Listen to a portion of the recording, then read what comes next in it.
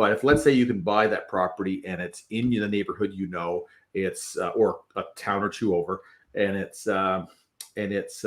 got two dwelling units. It's got two quality tenants that are both paying enough rent to cover all of your mortgage and debt. What I often do once I get everything all done is I don't sell the property. What I do is I refinance the property. And that's how I grew my portfolio, because I didn't necessarily have $1 million to start with. Like, not many of us start with that kind of money. But by refinancing the property and getting the lenders to give you most of your initial down payment back and your renovation costs back, so you could take that money and then do it again and again and again. And that's how I kind of grew my portfolio, was I kind of recycled my money through burring and adding dwelling units, for sure. You are now tuned in to the St. Clair Speaks Show. What's going on, guys? It's Yahavy David St. Clair Speaks, and you are now tuned in to the St. Clair Speaks Show. You are now tuned in to the St. Clair Speaks Show. What's going on, guys? Welcome back to the St. Clair Speaks Show podcast. I'm your host, Yahavy St. Clair, sitting down with another incredible guest. Super excited because we're going to talk about real estate. Super excited, even more, because today's my birthday. And the best thing about doing this episode is I wanted to make sure that I'm doing something that I love to do. And that's very important. And I was just sitting here just talking to our next guest, Michael Dominguez. He's a real estate investor. He's an author. And the title of his book is what really pulled me in. The title of his book is Armchair Real Estate Millionaire. If you're sitting there anyway, you might as well build wealth. And I just love the title. And I'm super fired up because this was an interview that I had literally marked on my calendar for so many different reasons. But when you show up for what you want out of life will show up for you. So with that being said, Michael, I want to welcome you to the St. Clair Speaks Show podcast. Please tell our listeners where you're from, your story, and what brings you on to the St. Clair Speaks Show podcast. Well, first off, I want to thank you for inviting me and wish you a happy birthday. That's fantastic. So 31 years old today. You're just a baby, but that's awesome. So I've been an investor now for about 15 years. I focused on investment properties, and I was really fortunate that I had a number of mentors in my 40s, where I was sort of going through life. I got the responsible job. I had the responsible marriage. I had the one child, and honestly, I was falling behind on a monthly and annual basis. I was getting further and further away from my goals and my dreams.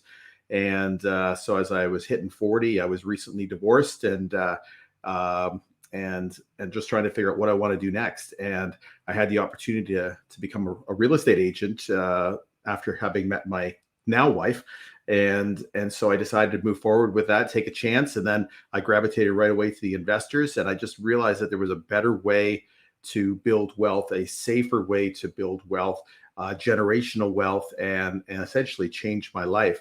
And my mentors had really no need to spend a lot of time with me and to coach me along the process, but they did. And I always promised myself and them that if I have a chance to pay it forward to the next generation of investors, I would do that. And that's kind of what the genesis of the book was, Armchair Real Estate Millionaire.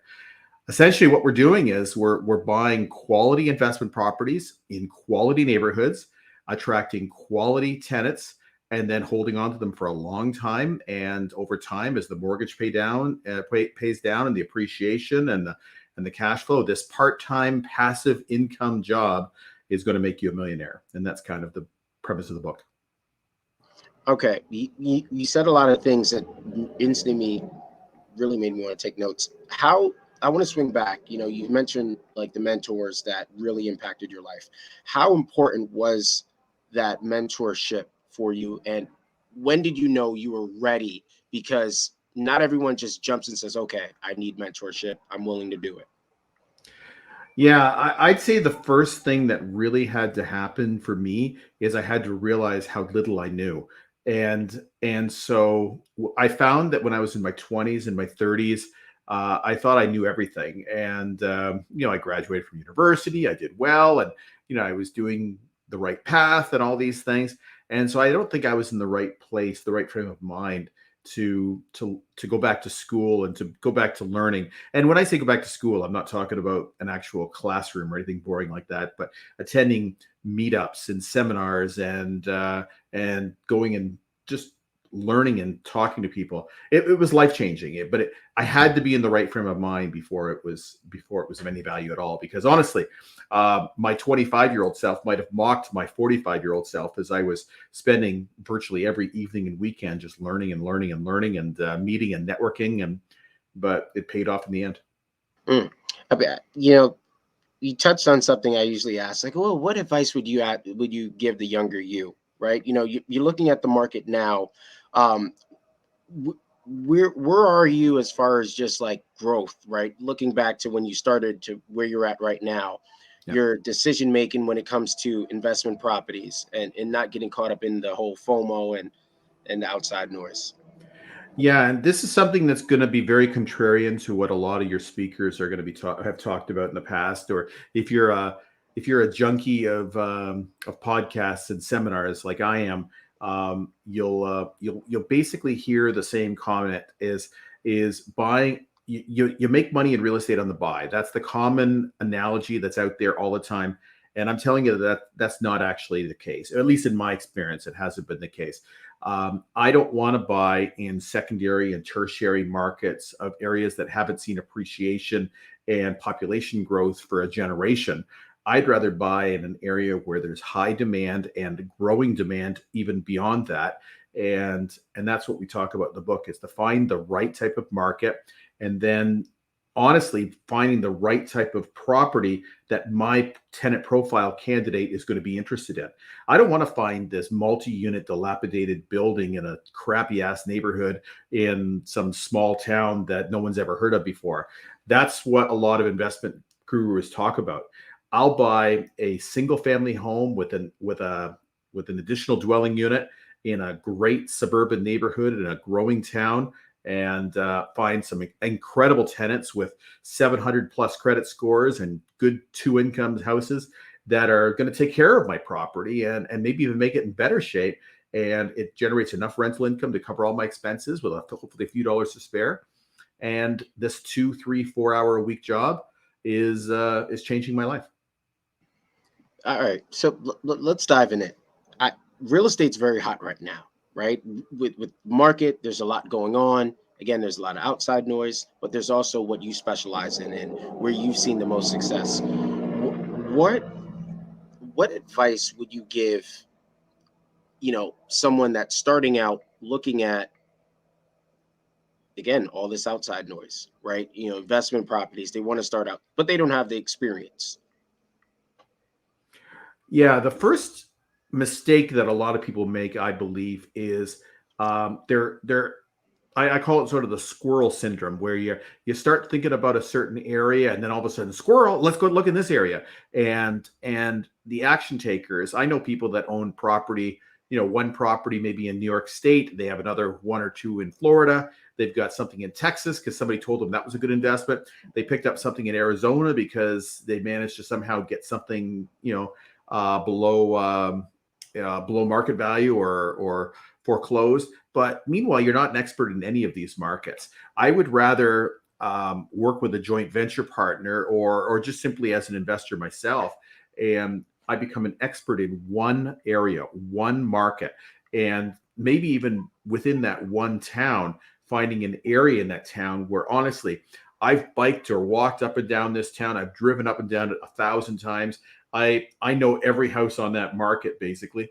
And so I know who the tenant profile is. I know where these people are working because there's a few major employers in that area. It's growing. I know where they're shopping.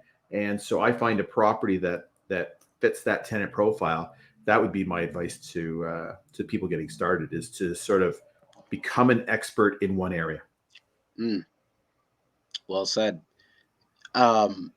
As I'm saying that, I've heard this before and it was stuck with me. Real estate is a team sport.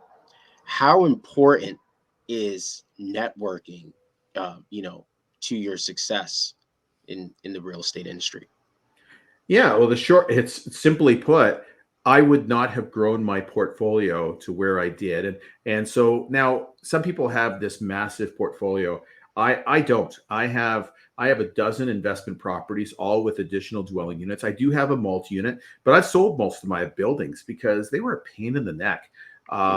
And now I've got great tenants that all pay me rent and such like that. So the short answer is that if you create that quality portfolio, you don't need to necessarily add a lot of properties to your portfolio. So what exactly is sorry, I sort of went off tangent here. My apologies. The importance of networking, right? Real The estate's a team. team sport. Yeah. It was the team factor that sort of directed me in a certain way. I didn't necessarily need to have 100 properties, but having a quality contractors, quality home inspectors, quality mortgage brokers, and I've got more than one of those. Realtors. I'm a realtor myself, but I've used realtors on deals, even in my own market. If it makes sense, I'm going to do it. Whatever gets me into that property. And I can tell you that some of the properties that I bought didn't even go on the market because of my network that I had. I would have a realtor or a mortgage broker or somebody sort of said, "Hey, I've got this or a wholesaler. This property's coming up on the market. Are you interested?" And I took action.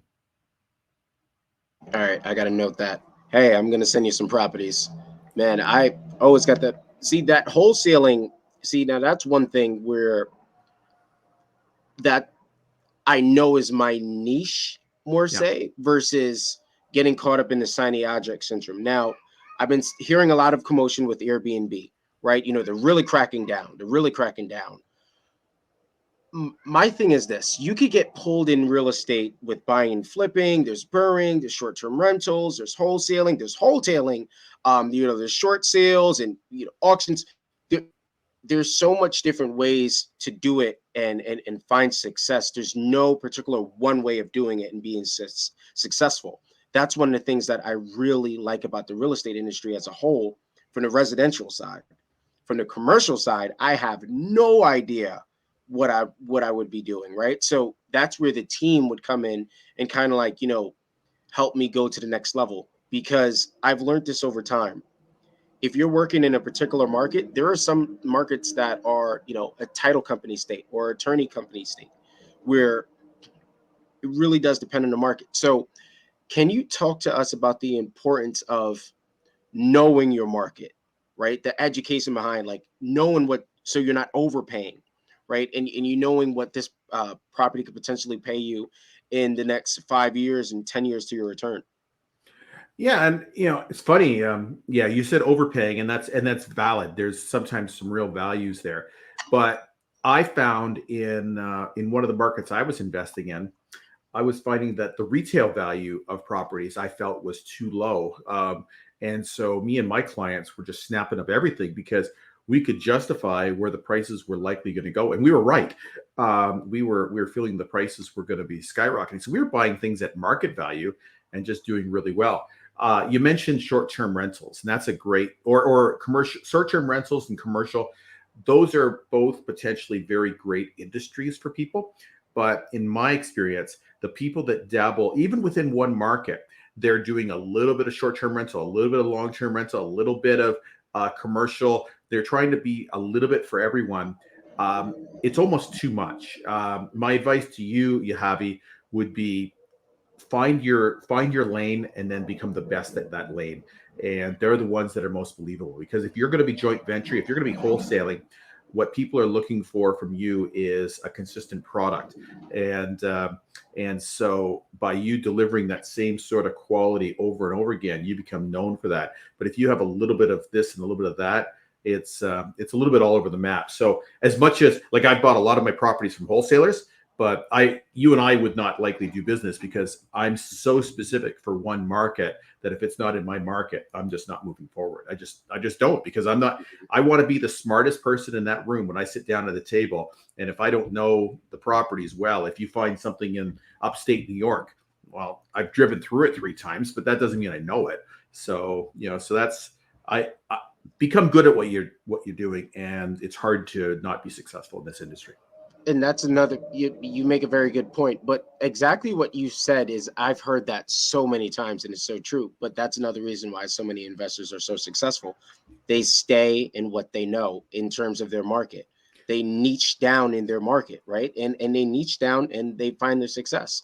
So, if it's working in that particular market, I can understand there's no other reason to go outside that. But I want to ask you this: resale value, right? What are some suggestions to rehabbing a property and getting a little bit more than what you just put into it, right? There's little things that I've heard, like cutting the bushes, knock down some trees. But what are some other suggestions that we could get more from doing a standard buy and flip or hold over time? Yeah. Now, the first thing I want to reiterate is me and most of my clients are buy and hold investors. I don't hate flipping, but in my mind, that's a full-time job. Like, that goes against everything I believe in being an armchair millionaire. Is like, when you're a flipper, you are taking on a new job essentially. Whereas the buy and hold, I'm a huge fan of burring. You mentioned that at the outset. I will often buy a single family home that has the zoning capabilities of adding an additional dwelling unit. Yeah, it's nice to trim your bushes and stuff like that, but Mhm. there's nothing better than adding an additional dwelling unit. If you can make, and that's what this whole book is focused on. I wrote this book not for the investor that's looking for their 15th or 30th property, but to get them to buy their first or second properties. So if you can buy a home in your community, assuming that the zoning allows you that ability, and that's a conversation for another day, depending on where you live. But if, let's say, you can buy that property and it's in the neighborhood, it's or a town or two over, and it's got two dwelling units, it's got two quality tenants that are both paying enough rent to cover all of your mortgage and debt. What I often do once I get everything all done is I don't sell the property. What I do is I refinance the property, and that's how I grew my portfolio, because I didn't necessarily have $1 million to start with. Like, not many of us start with that kind of money, but by refinancing the property and getting the lenders to give you most of your initial down payment back and your renovation costs back, so you could take that money and then do it again and again and again. And that's how I kind of grew my portfolio, as I kind of recycled my money through burring and adding dwelling units, for sure. Mm, yeah, nice. I want to ask you about the book. What would you say is the number one lesson you're teaching in the book? Um, I'd say the number one lesson, I give success stories for people not that have 50 and 100 properties and stuff like that, but sometimes as little as two or three properties can change the outcome of your life. If you're in a position right now where, let's say, you own your own home, or you're living in a home that's under your name, you've got a lot of debt on it, but let's say you've got some equity there too. I would venture to say that at least half of your net worth came as a result of your real estate holdings. That's usually the example. Sometimes it's as much as 90%. Now imagine if you can multiply that success, not in your own house, but now have two or three properties and such like that. The line I say is that if you can, it's the Triple Crown Club. It's three properties, if done properly, will make you a millionaire within 10 years. That's a pretty cool, life-changing type of situation when you've got three properties, each taking you maybe 1 or 2 hours a month in work, that is, within a decade, is going to make you a millionaire. That's okay.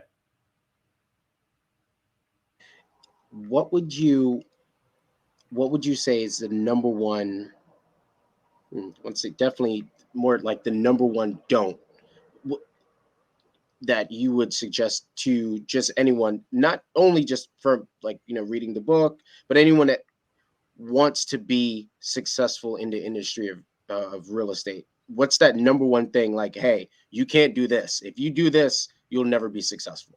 What's that one thing? Well, I don't want to say never, but it's Oh, really tough. Like, you actually brought it up. I talk about this in the book a fair bit. Is the FOMO factor, mm, and and so often in any investment strategy, You hear 5 or 10 or 500 people doing it, and you think that's probably the way to go.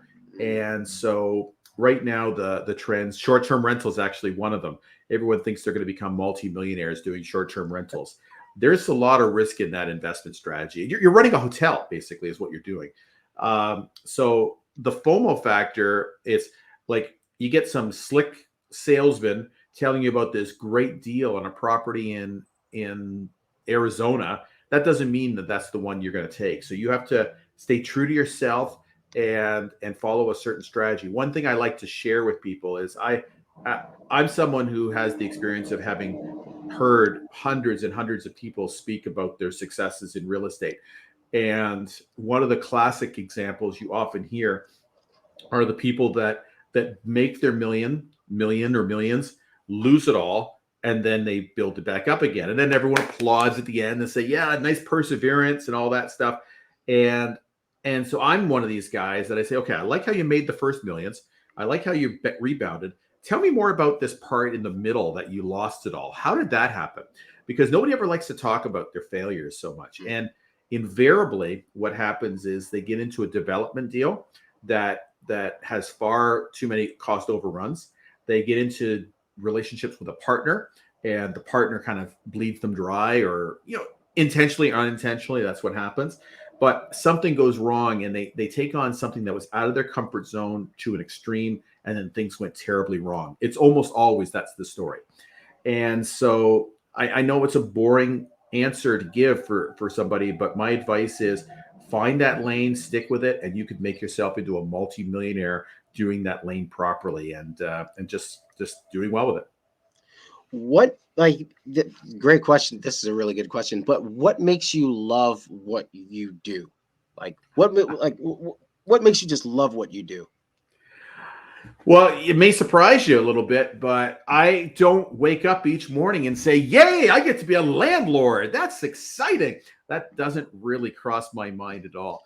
I find it as a means to an end. And I believe that real estate investing should fund your life, but not run your life. What drives me, what's my passion, is traveling, baseball, spending more time with my friends and family. That's become a bigger deal for me in my life. Honestly, although I love hanging out with other real estate investors, and honestly, I could sit on a patio and talk for 6 hours with a bunch of investors and we don't run into things to talk about. But the stuff that I'm passionate about has nothing to do with real estate. It's a means to an end, which isn't really the answer you're looking for, but that's the reality. Yeah, dude, man. How about those Yankees, right? Huh? Come on. They're having a great season. I'm a Dodger fan though, so. Man, sorry to hear that, man. Hey, well, you know what, Yankees, let's go help us with you.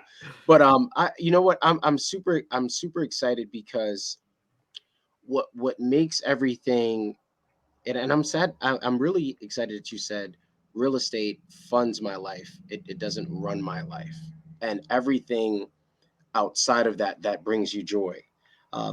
That's really exciting. So, writing this book, how has this book impacted your life?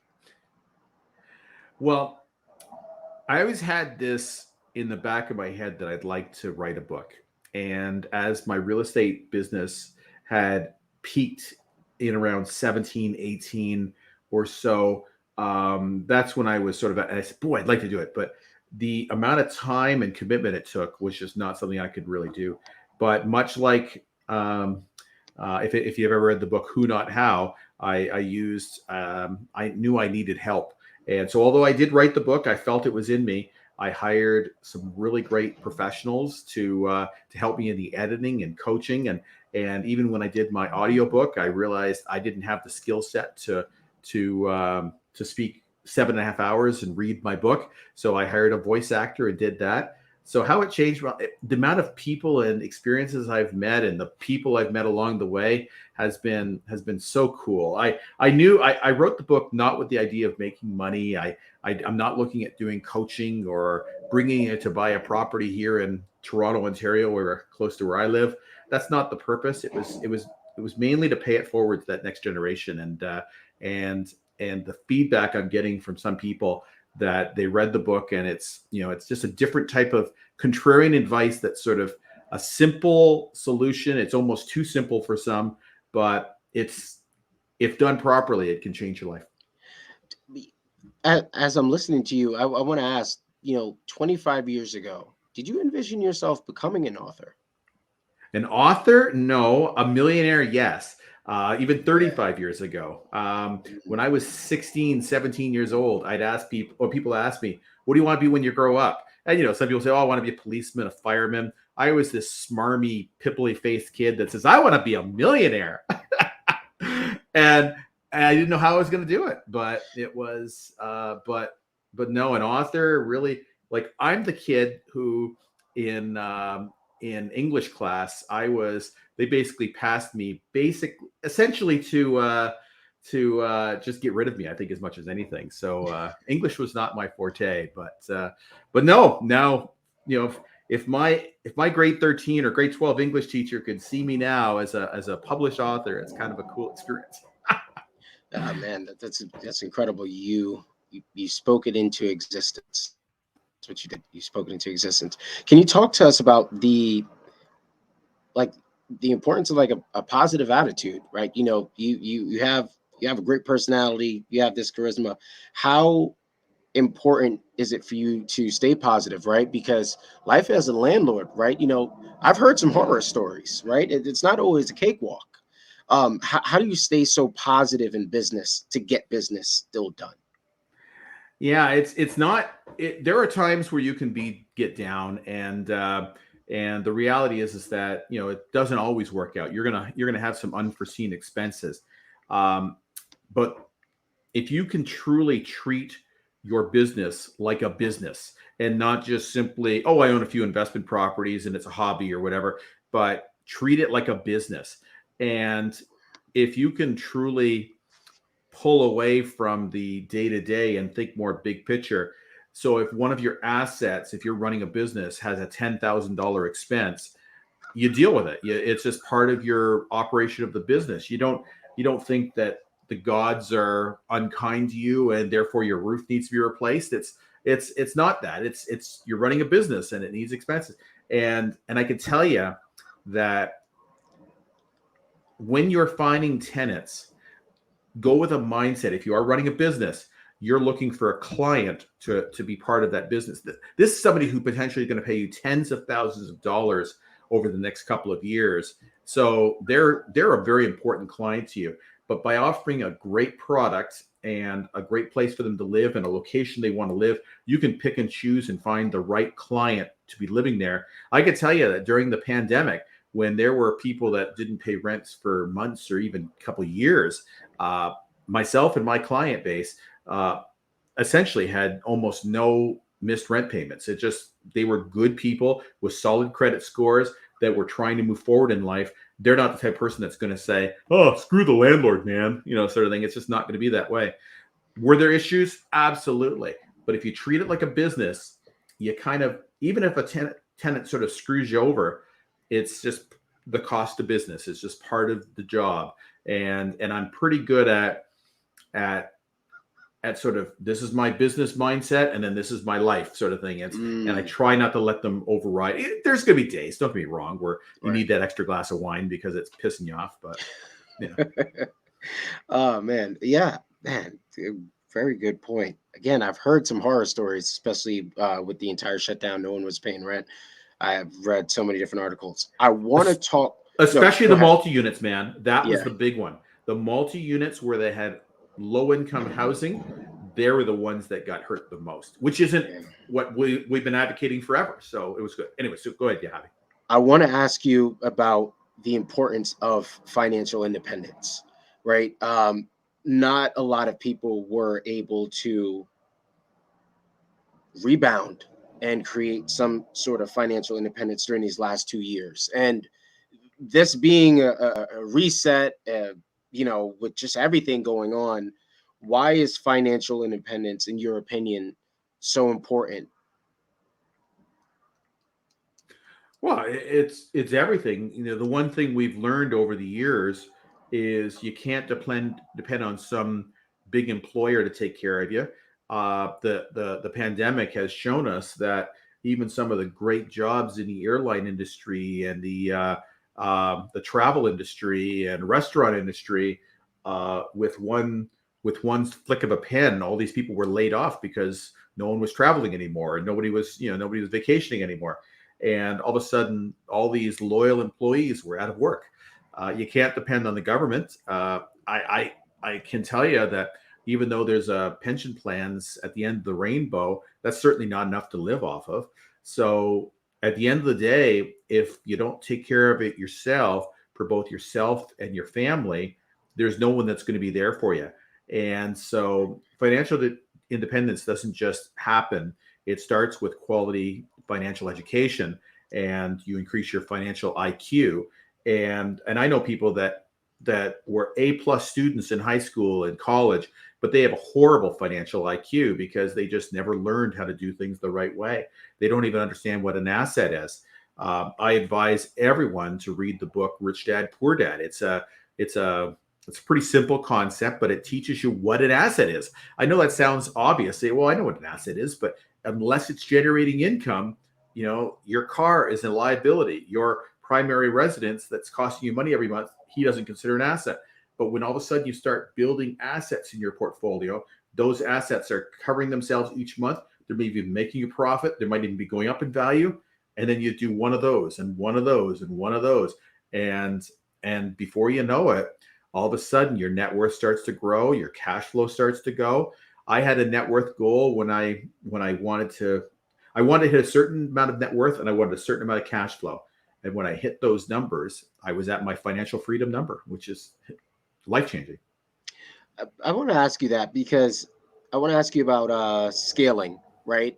And looking at scalability. When you look at your portfolio, at what point do you start to either delegate out? You mentioned something earlier on the interview. Yeah, you hire great contractors. I've heard a lot of horror stories with that. I've just seen someone pay someone and never heard from that contractor again, right? At what point are you scaling? Is it 5 properties and up? Is it 10 and up? And what are some tips to scaling? I think everyone's situation is different. Like even the people listening to this podcast, it's going to be different. If you've got a 9-to-5 job that's making you solid 6-figure income, and you're really doing well in life, and every hour you take away from your job is costing you more money, my advice to you would be to partner with somebody like Yahavy, who's going to be more of the full-time operator. So you've got the money, he's got the time. It's a great match. Conversely, if you're somebody who maybe is more, and you've got time on your hands, the short answer is you may never start to hire out people. You just start building your empire, and you become the CEO of it. In my experience, I find that the property's gone wrong, the issue's gone wrong. It's usually because the CEO of the business, which is you, kind of left your eye off it. Nothing goes from everything's going smoothly to everything's crap in one day. There's been a progression over the course of months, and in some cases years. And so if your contractor you've hired is not doing what he or she is supposed to be doing, you should be able to recognize that within weeks and not months and years. And there have been times that we've hired people, they were the wrong people, but we made, we didn't screw them over. They may have screwed us over a little bit, but we were thinking big picture. We paid them for their work. We hired someone else, and we just never let it get out of control. And that's because we keep our finger, even though we sub out a lot of things, we are still the CEO of our business, and we've got to operate it accordingly. I want to ask you, why multifamily over single family residence? And yeah, I spend a lot of time talking about that in my book, and I use the Goldilocks analogy and why I talk about that is I love single family homes. They have an incredible tenant profile. Problem is that one tenant often doesn't generate enough rental income to cover all of the mortgage and expenses. And so it's a cash flow negative property, especially if it's in one of the markets that I like to invest in. Like obviously, if you buy in some crappy little town, you can buy a bungalow for almost nothing, but that's not where I want to invest. So the single family, as much as I love single family tenant profile, I can't buy that. The multi-unit, I love the cash flow on those. If everybody's paying rent, it's all fantastic. But I hate the tenant profile because I can't get that 700 some odd credit score with people making solid incomes. They're just not going to want to rent in my downtown multi-unit building. Even if I fix it up, all the buildings around them are all pretty crappy as well. And I'm not picking any one town. It's every town across the United States. I was just in Minnesota last week, and there are some pretty rough looking buildings in the downtown core. And even if I bought one and fixed it up, it's next to another 10 or 15 crappy ones. I just don't want that. So that's out. Commercial is fascinating, and it can be very lucrative. But the problem with commercial is that there could be a vacancy, not for a month or two, but if your Blockbuster video store in your plaza leaves the place, is it going to take you 5 years to fill it again? And that's we complain when we have a vacancy for 3 months. Imagine it being 3 years. Multi-unit investing of getting a single family home with 1 or 2 additional dwelling units, I still get much the same tenant profile that I got in my single family home, yet I get the cash flow I'm looking for in the multi-unit.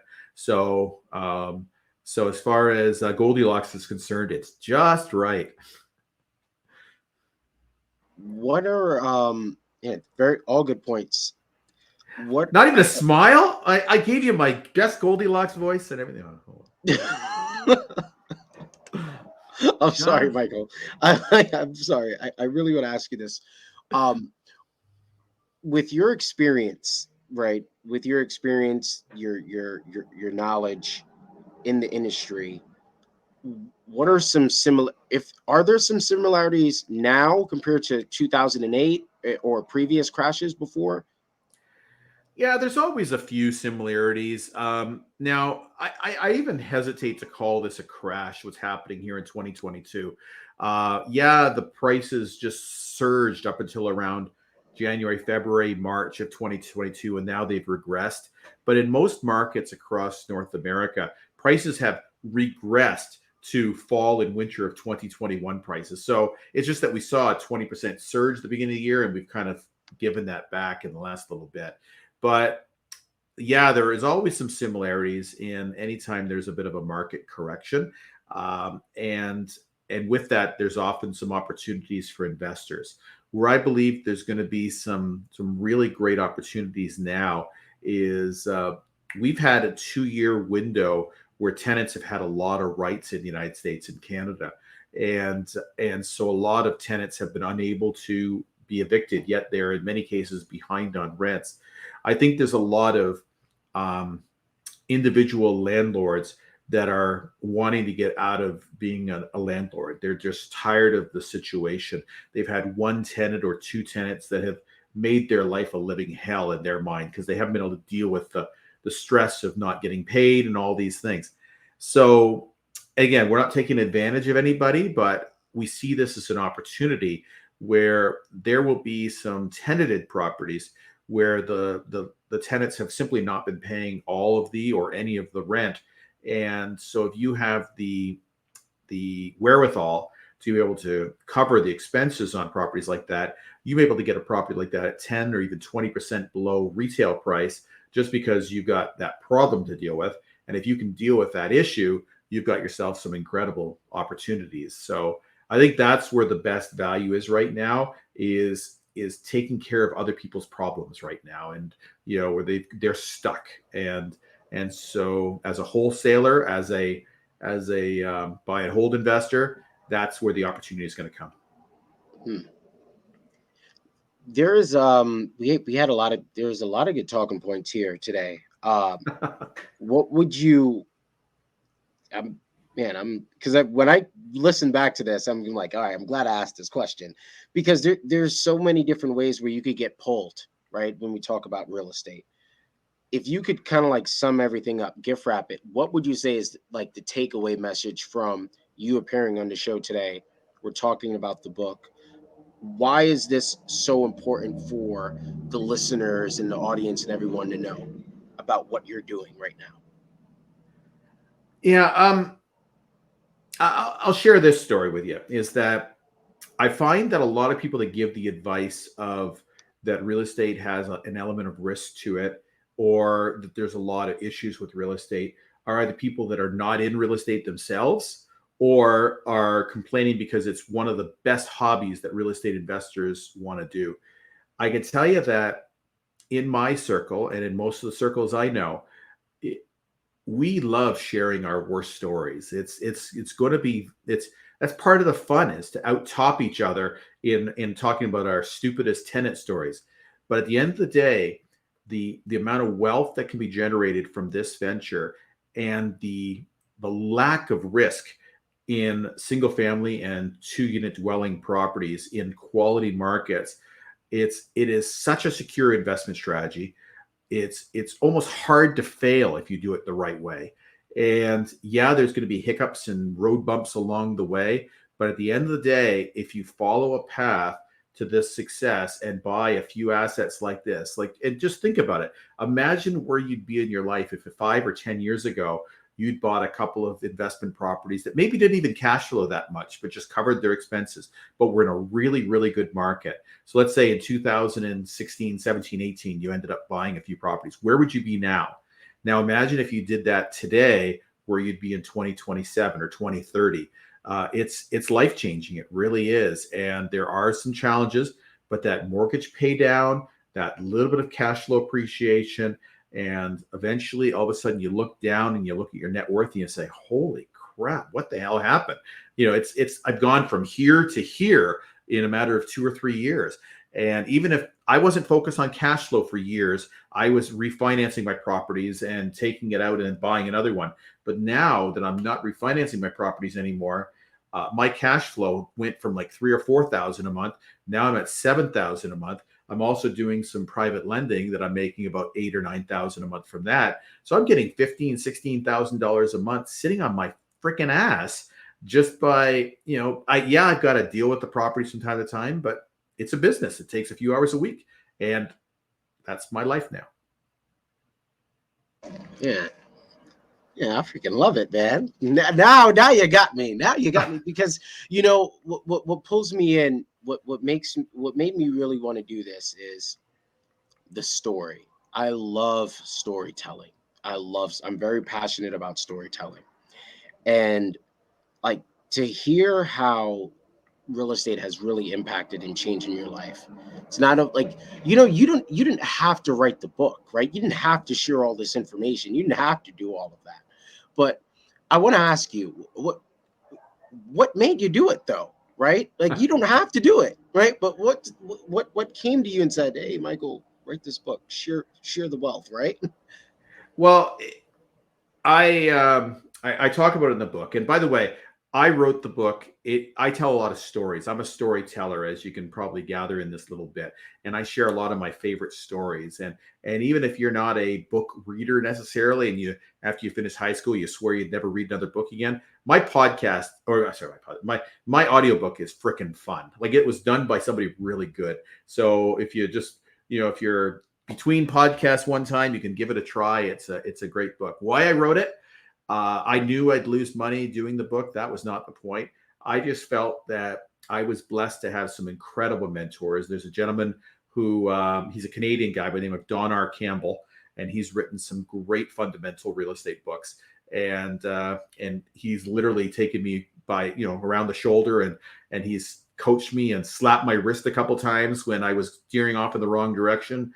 And I just always promised him, and I promised myself, that if I ever made it to a certain level, I'd pass it forward. And I did that on a one-on-one basis as a realtor. But for me to multiply that, I did a couple of interviews back in 17, 18, 19, and did a couple of seminars of 100 or 200 people. And everyone said, oh, man, you should write a book. And then, of course, the thought of writing a book was a lot easier than the actual act of writing a book. And if it hadn't been for the pandemic that sort of slowed everyone down, I never would have likely got it done. I was able to sort of sit back for 6 months and actually do it. And I'm really proud of it. I likely will never write another one. I put all my best stories and content in one. And yeah, if knock on wood, I don't do this, but if I die tomorrow, at least I've got a legacy to provide to the next generation. Man, that's incredible. That is incredible. And you found a blessing in it.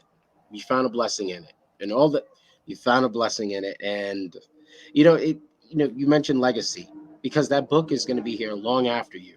Long after you, that book is going to be here. People are going to be reading about you like you're Napoleon Hill. And that's the as a reader, that's the exciting part. But it's true. I was just interviewing someone the other day, and we were talking about this, that we buy books that were published 15, 20 years ago, but Yeah. it happens. We do that. Um, where can we get copies of the book, and where can Yeah. we keep up with everything that you're doing now? Sure, and I do want to share as well that Yeah. I with intention I wrote it like, yeah, I used some stories of what's going on in 2021 or 2020, so there was a little bit of modern stories involved, but it was really written for someone who could read it 10 or 20 years ago or 2 years from now, and because it's the fundamentals, and it's available on Amazon. Just there's a website called Amazon. I'm not sure if you're familiar, but Amazon, and you can order it right through there, or Audible. It's available on Audible. If anyone wants to look more into my life, armchairrealestatemillionaire.com. It includes some of other podcasts I've done in the past. You can reach out to me directly through that site as well, and we can have a conversation. So, yeah, if anyone wants to do that, but I definitely, my only request is if you read the book, if you like it, leave a review for me, because I've got a goal of 100 reviews. I'm not quite there yet, so I've been pushing for that. So. Man, yeah, Michael, I want to thank you, because we talked, but I was really more excited about, again, your story, real estate as a whole. Real estate is just really, really exciting, because in my opinion, it's one of those industries, it's one of those things that just never stops teaching. Because you could learn so much, and there's so much that you can do. But just because there's so much that you can do doesn't necessarily mean it's the things that you want to do. And I think, I won't say I think, but my biggest takeaway from this interview today is finding what you want to do, lean into it, give it 100%, and don't look back. Yeah, I'm just so inspired, man. And this is why I do this podcast, man. It's been 2 years for me since I've been podcasting, and it's stories that inspire. So that's what it's all about. That kind of like sums up the episode. That sums it up. Yeah, it does, man. It really does. Yeah. It's, and I could tell you that I am not the expert on all things real estate. There are a lot of things in the real estate sector where you could start bringing things up, and I don't know a clue about what we're talking about, and that's okay. But I can tell you that a listener to this podcast today, you are more of an expert in certain markets than nearly any of the other people listening to this podcast are. And if it meets the right market fundamentals and follow the teachings of the book, I didn't make up a lot of these, what makes these fundamentals work. I was able to borrow it from some really smart people, and you just follow the plan that's been tried and true, and you'll be very happy about that. Really exciting. Michael, I want to say thank you again for spending your time with me today. This was incredible. For the listeners, like I always say, what good is information if you don't apply it? Apply what you've learned today. Reach out to Michael. His links will be in the episode description. You can actually click the links. It'll take you directly to his website. Get a copy of his book. Oh, by the way, Michael, what you don't know is I actually have a private library of every author that I've interviewed that's been a guest on this show. And they're all signed copies. So I need a signed copy of your book. And this is like, I literally have a library of books now from all authors. And that's why I love to interview authors, because stories that inspire. I'll catch you in the next episode. This is the St. Clair Speak Show.